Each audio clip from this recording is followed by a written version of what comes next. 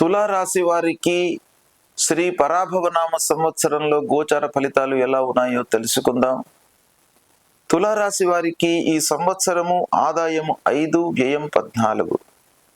అంటే ఆదాయ వ్యయాలలో చాలా వ్యత్యాసం ఉంది కనుక దానిపైన మనసు నిలిపి ఖర్చులను నియంత్రించుకుంటూ ఆదాయ మార్గాలను అన్వేషిస్తూ ఆదాయం పైన మీరు ఫోకస్ పెట్టాలి, సంపాదన పైన మనస్సు నిలపాలి. ఇకపోతే రాజపూజ్యం 6, రాజావమానం 3గా ఉంది. కీర్తి ప్రతిష్టలు సక్సెస్ రేట్ మట్టుకు బాగానే ఉన్నాయి. ఇది చాలా సంతృప్తికరమైనటువంటి విషయము. ఇక తులారాశి వారికి ముఖ్యమైనటువంటి గ్రహాల యొక్క స్థితి మూలకంగా ఎలాంటి ఫలితాలు ఉన్నాయి అనే విషయాన్ని మనం చూసినట్టయితే ప్రారంభం నుండి 1 జూన్ వరకు గురువు భాగ్యస్థానంలో సంచరిస్తున్నాడు. చాలా అనుకూలమైనటువంటి ఫలితాలు ఉంటాయి.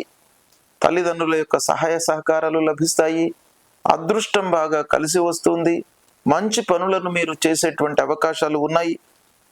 ధార్మికమైనటువంటి పనులు, సహాయం చేయడము, తీర్థయాత్రలు చేయడము, పుణ్యకార్యాలకు, శుభకార్యాలకు హాజరు కావడము, ఇలాంటివి ఈ 1 జూన్ వరకు జరిగే అవకాశాలు ఉన్నాయి.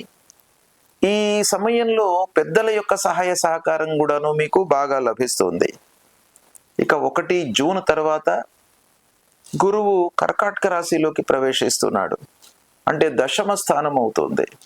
దశమ స్థానము గోచార రీత్యా ప్రతికూలమే అయినప్పటికీ సంపూర్ణ శుభగ్రహము దశమ స్థానంలో ఉచ్చ స్థానంలో సంచరించడము కొంత మనకు కలిసి వచ్చేటువంటి అంశంగా మనం పరిగణించవచ్చు.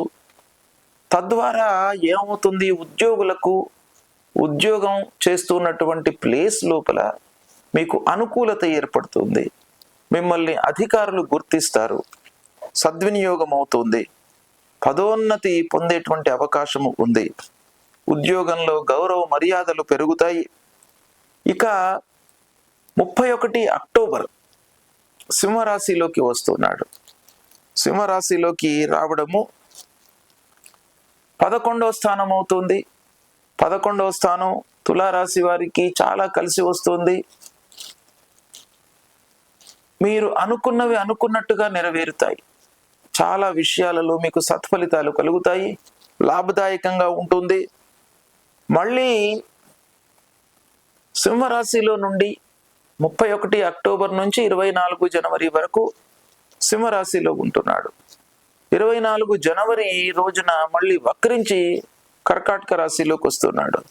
కర్కాటక రాశిలోకి రావడము గోచార రీత్యా కొంత ఇబ్బంది అయినప్పటికీ స్థిరత్వం ఉంటుంది.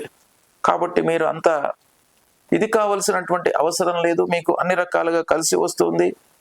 ఈ సమయంలో ఈ సంవత్సరం మొత్తం కూడాను 6వ స్థానంలో శనీశ్వరుడు సంచరిస్తున్నాడు.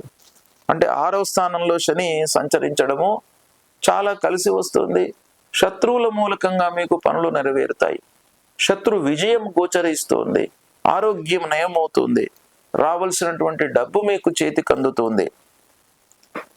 ఇక డిసెంబర్ 5వ తారీఖు వరకు రాహువు 5వ స్థానంలో సంచరిస్తున్నాడు. ఇది కొంత జాగ్రత్తలు తీసుకోవాల్సినటువంటి అంశం. పిల్లల విషయంలో మీరు జాగ్రత్తలు తీసుకోవాలి. ప్రధానంగా వాళ్ళ యొక్క బిహేవియర్ కానివ్వండి, వాళ్ళ యొక్క చదువు, సెటిల్మెంటు, ఉద్యోగము, ఇలాంటి విషయాలలో మీరు జాగ్రత్తలు తీసుకోవాలి. విద్యార్థులు రాణిస్తారు, అయితే కొంత ప్రెషర్ ఉంటుంది. చదువు విషయంలో, కాంపిటేటివ్ ఎగ్జామ్స్ విషయం లోపల కొంత ప్రెషర్ ఉంటుంది. ఇక డిసెంబర్ 5 రోజున మకరంలోకి వస్తున్నాడు రాహువు. మకర రాశిలోకి రావడము 4థ స్థానం అవుతుంది. 4థ స్థానం మూలకంగా కొంత మార్పులు చోటు చేసుకుంటున్నాయి. గృహంలో కానివ్వండి, మీరు చేసేటువంటి పనుల లోపల కానివ్వండి, మార్పులు కనబడేటువంటి అవకాశాలు ఉన్నాయి. ఇక ఇదే సమయంలో కేతువు ఏకాదశ స్థానంలోకి వస్తాడు. కేతువు ఏకాదశ స్థానంలో ఉండడం చాలా కలిసి వస్తుంది. డిసెంబర్ 5న దశమంలోకి వస్తున్నాడు కేతువు. అప్పుడు కొంత మీకు చేస్తున్నటువంటి ఉద్యోగంలో ట్రాన్స్ఫర్స్ కానివ్వండి, మార్పు కానివ్వండి కలిగే అవకాశాలు ఉన్నాయి.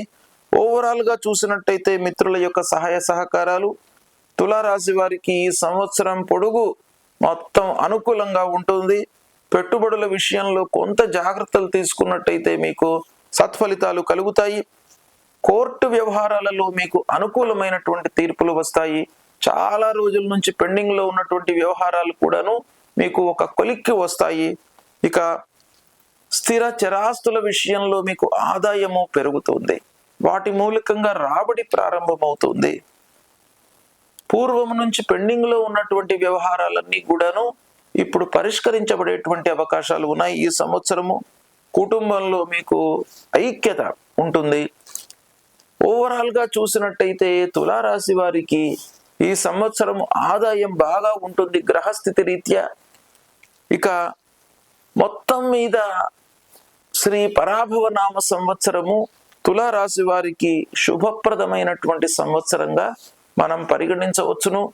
మీరు కొంత జాగ్రత్తగా ఆలోచించి స్టెప్స్ తీసుకున్నట్టయితే చాలా మంచి ఫలితాలను పొందుతారు. శుభం.